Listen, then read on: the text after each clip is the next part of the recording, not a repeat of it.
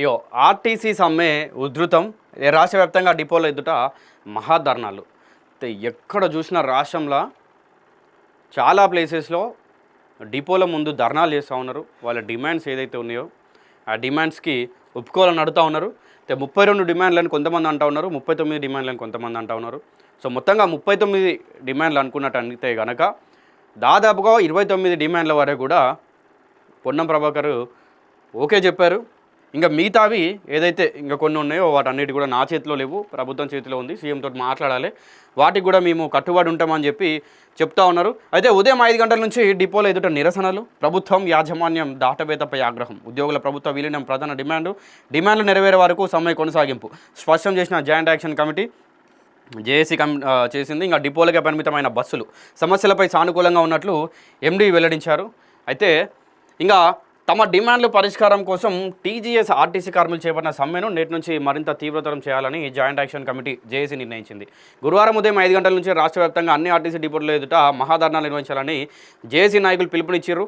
ప్రభుత్వం ఆర్టీసీ యాజమాన్యం కార్మికుల సమస్యలపై స్పష్టమైన నిర్ణయం తీసుకోకుండా కాలయాపన చేస్తుందని, దాటివేత ధోరణి లభిస్తుందని, ఇంకా ప్రజలను కార్మిక వర్గాన్ని తప్పుదారి పట్టిస్తుందని జేఏసీ తీవ్ర ఆరోపణలు చేసింది. సమస్యల పరిష్కారానికి ప్రభుత్వం ఏర్పాటు చేసిన కమిటీ అధికారులే ఇప్పటికిప్పుడు పరిష్కారం సాధ్యం కాదని చేతులు ఎత్తేయడంతో విధిలేని పరిస్థితుల్లో సమ్మెను ప్రారంభించాల్సి వచ్చిందని వెల్లడించారు.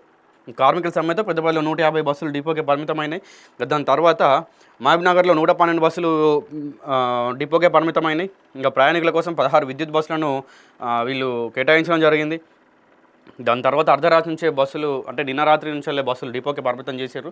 సో ఇట్లా మళ్ళా ఆర్టీసీ సమ్మె ముగిసే వరకు 56 మెట్రో రైళ్లను నడపనున్నట్లు అధికారులు వెల్లడించారు. అంటే బస్సులు ఆగిపోయిన తర్వాత ఆర్టీసీ సమ్మె ఉందని తెలిసిన తర్వాత ఏదైతే ఆటో వాళ్ళు అవ్వచ్చు, ప్రైవేట్ బస్సులు అవ్వచ్చు, ప్రైవేట్ ట్రావెల్స్ అవ్వచ్చు, ఇంకా అట్లనే చూసుకున్నట్టయితే మెట్రోలు అవ్వచ్చు. సో యువత విపరీతంగా మెట్రోకు పోతూ ఉంది. ఎందుకంటే ఇంతకుముందు మహిళలు ముఖ్యంగా చూసుకున్నట్టయితే మహిళలకు ఫ్రీ బస్సు ఏదైతే ఉందో మహాలక్ష్మి పథకం కింద ఫ్రీగా ట్రావెల్ చేసేవాళ్ళు, పొద్దున్న లేచి ఉద్యోగాలకు వెళ్ళే వాళ్ళు అవ్వచ్చు, పనులకు పోయే వాళ్ళు అవ్వచ్చు. సో వాళ్ళంతా కూడా ఇప్పుడు ఏంటంటే మెట్రోకి వెళ్తూ ఉన్నారు. సో నిన్న ఒక వీడియో చూసిన నేను, మియాపూర్ నుండి ఎల్బీనగర్కి రావాలంటే ఆటో బుక్ చేసుకుంటే 2000 తీసుకున్నారంట డే టైంలో. సో అంత విపరీతంగా పెరిగిపోతూ ఉన్నాయి. అంటే ఈ ఆటో వాళ్ళు, ప్రైవేటు ట్రావెల్స్ వాళ్ళు కూడా, అంటే కొంతమంది ఎట్లా చూస్తూ ఉన్నారంటే మనకు ఎట్లాగూ టైం రాదు, టైం వచ్చినప్పుడే వినియోగించుకోవాలన్నట్టు చూస్తూ ఉన్నారు. అయితే ఇక మియాపూర్ ఎల్బీనగర్ కారిడార్లో 4 గంటల 20 నిమిషాలకు 4 నిమిషాలు 20 సెకండ్ల విరామంతో, అలాగే నాగోల్ రాయదుర్గ్ కారిడార్లో 3 నిమిషాలు 40 సెకండ్ల విరామంతో రోజంతా గరిష్టంగా 56 రైళ్లు నడుస్తూ ఉన్నాయి. దాని తర్వాత రాత్రి 11 గంటలకు కూడా పొడిగించేలా చర్యలు చేపట్టినట్టు మెట్రో అధికారులు పేర్కొంటూ ఉన్నారు. అయితే మొత్తం కూడా 56 మెట్రో రైళ్లను నడుపుతూ ఉన్నారు. అంటే ఒక 3 నిమిషాల 40 సెకండ్లకు ఒకటి, 4 నిమిషాల 20 సెకండ్లకు ఒకటి. అంటే ఎల్బీనగర్ ఇక్కడ చూసుకుంటే ఎల్బీనగర్ టు మియాపూర్ ఏమో 4 నిమిషాలు, అట్లనే నాగోల్ నుండి రాయదుర్గం చూసుకుంటేనేమో 3 నిమిషాలు 40 సెకండ్లు. అంటే రెండు కూడా దగ్గర దగ్గర 4 నిమిషాల గ్యాప్లో ఒక ట్రైన్ వచ్చేలాగా చూసుకుంటామని కూడా వాళ్ళు అక్కడ చెప్పడం జరిగింది. 56 మెట్రో రైళ్లను నడుపుతూ ఉన్నారు. సో ఎవరైతే ఈ ఆటో డ్రైవర్స్ ఉన్నారో, ఆటో యూనియన్ వాళ్ళు ఉన్నారో, వాళ్ళు కూడా ఏంటంటే రీసెంట్గా మనం చూసినప్పుడు గ్యాస్ సిఎన్జి కొరత ఏర్పడినప్పుడు, ఎల్పిజి కొరత ఏర్పడినప్పుడు అప్పుడు వాళ్ళకు అంటే ఒక 5 రూపాయలు పెంచినా కూడా మాకు డబ్బులు ఇస్తలేరని వాళ్ళు ఆవేదన వ్యక్తం చేశారు. సో వాళ్ళ ఆ కోపం అంతా కూడా మేము ఇప్పుడు తీసుకుంటా ఉన్నామనే ఒక తరహాలు కూడా వాళ్ళు మాట్లాడుతూ ఉన్నారు. అట్లనే ర్యాపిడో, ఓలా, ఊబర్ ఇట్లాంటివి చూసుకున్నట్టయితే దాంట్లో కూడా రేట్లు అయితే పెంచేస్తారు.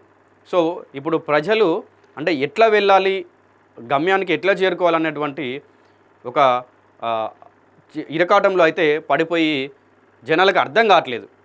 అంటే పొద్దున్నే లేచి 9 గంటలకు ఆఫీస్ అయితే ఒక 8:30కు బస్సు ఎక్కితే అర్ధ గంటల వాళ్ళ గమ్యాన్ని చేరుకున్నటువంటి పరిస్థితులు ఉండేవి.